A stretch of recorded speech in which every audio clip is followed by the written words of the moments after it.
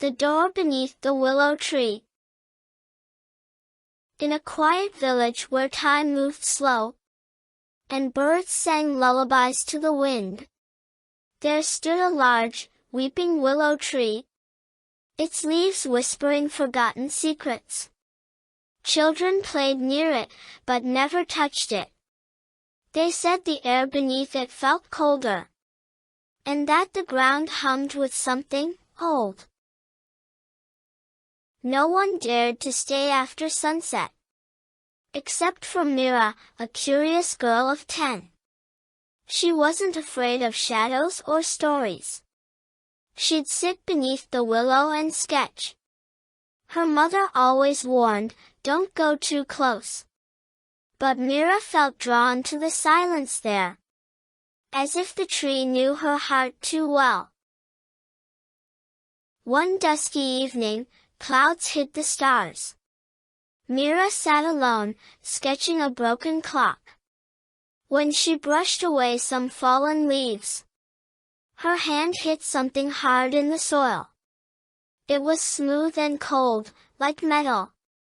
She dug deeper with her bare fingers, until a strange shape started to appear. It was a tiny door, no taller than a book. Its frame was carved with ancient runes. There was no handle, just a faint shimmer. Mira's breath caught in her throat. She whispered, "What are you?" to the wood.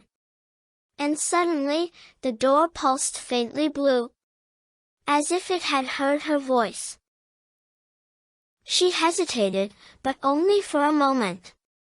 Then, with trembling fingers, she touched it. The ground shifted beneath her legs. A breeze came, not from outside, but inside. The door opened with a silent sigh. And behind it was a spiral staircase, made of stone, and glowing ever so faintly. She looked back at the darkening sky, then down into the stairwell of light, and took her first step, breath held tight. The air grew warmer with every step. Her heart beat like 1,000 drums. At the bottom, she found another world. One not made of stone or sky or sea. It was a place that felt like memory. Colors danced like mist in the air. Floating books fluttered like butterflies. And whispering voices spoke her name. But they weren't scary, they were soft. Welcoming, like a long-lost lullaby. Like the echo of a mother's hug. A tall figure stepped from the shadows. Not human, not creature, not ghost. Its body shimmered like morning fog. Its eyes held stars and sadness. "You opened the door," it said gently. "You must be Mira, the seeker." She nodded, not knowing why. The being smiled with ancient sorrow. "This place is for those who wonder. Those who dream in colors unseen." Mira felt warmth blossom in her chest. Her sketches floated from her satchel. They came alive, moving, glowing, breathing.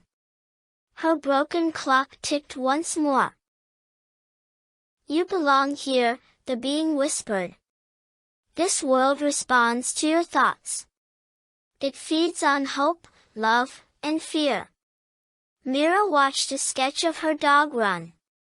It barked with joy and wagged its tail.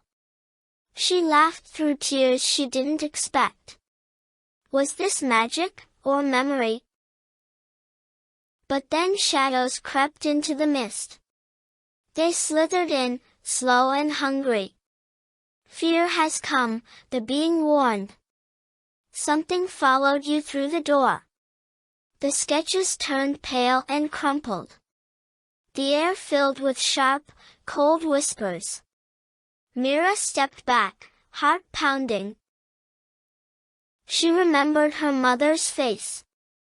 her warm smile, and the warning eyes. "I'm not afraid," she whispered fiercely. "I came here for a reason."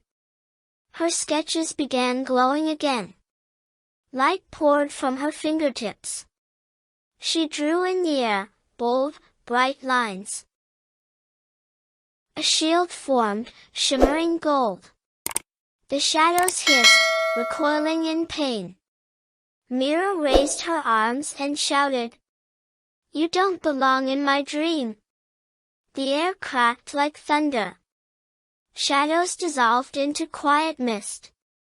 And the world exhaled, peaceful again. The tall being bowed its head. "You've done what few ever can. You faced the dark with your light. This world is now a part of you." Mira looked around, eyes wide with wonder. "Can I stay?" she asked softly. The being smiled. "Not yet."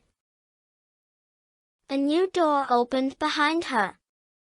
Different from the first, but familiar. "You must return, for now," it said. "But the willow knows your name. And the door will find you again." Mira nodded, tears streaking her cheeks. She stepped through with her heart full. She woke beneath the willow tree. Stars blinked above in velvet skies. Her sketchbook lay open on her lap. But the sketches had changed. They moved when she blinked. She smiled, pressing a hand to the bark. "I'll be back," she whispered. And from that night on, she was different. She didn't just draw anymore, she created. Her art healed broken hearts and fears. People came from far to see her work.